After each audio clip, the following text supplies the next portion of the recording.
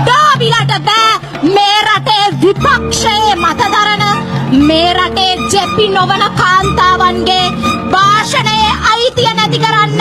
ඇතුලේ මම අර එදා කිව්වා වගේ වීරප්පන්ගේ මඩ බලකාය විපක්ෂ නායකතුමාට වයින්නවා මට මඩ ගහනවා මේ ඉන්න අනික් අයට මඩ ගහනවා මේ මඩ ගහන කණ්ඩායම මම දැක්ක ඊයේ අර රැස්වීමේදී කතා කරපු නුගේගොඩ රැස්වීමේදී අර තරුණ ගෑනු ළමයෙක් අවුරුදු 25ක විතර තරුණ ගෑනු ළමයෙක් මේ දේශපාලනයේ ඉස්සරහට එන්න හදන තරුණ ළමයි ගිහිල්ලා බලන්නකෝ ගරු සභාපතිතුමිය ගහන කුණු හරප ටික ලැජ්ජයි මේවා මේකද වෙනස මේක කරන්නද මිනිස්සු තරුණයෝ පාරට බහැලා අරගල කරේ මට මඩ ගහන අයගෙන් 91ක් ඒ ශාවින්දියා එදිරිමාන්න ඒ තරුණ දුවට අමුදිත්ත කුණු හරප කියනවා ඒකෙන් තව 180ක් විතර දයාසිරි මන්ත්‍රීතුමාට කුණු හරප කියනවා.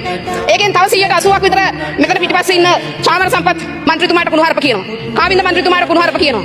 ආණ්ඩුවට රිදෙන්න අඩුපාඩුවක් පෙන්නුවොත් අන්න මේ අයගේ කුණු හරප බලකාය එළියට පයින්නවා. මම කියනවා මේ පහුගිය අවුරුද්ද ඇතුළේදී මොනවා නැතත් ආණ්ඩුව ජාතික කුණු හරප බලකායක් නම් හදලා තියෙනවා. අපිට ඒ ගැන ඉතාමත් කනගාටුව මම මේ වෙලාවේ ප්‍රකාශ කරනවා.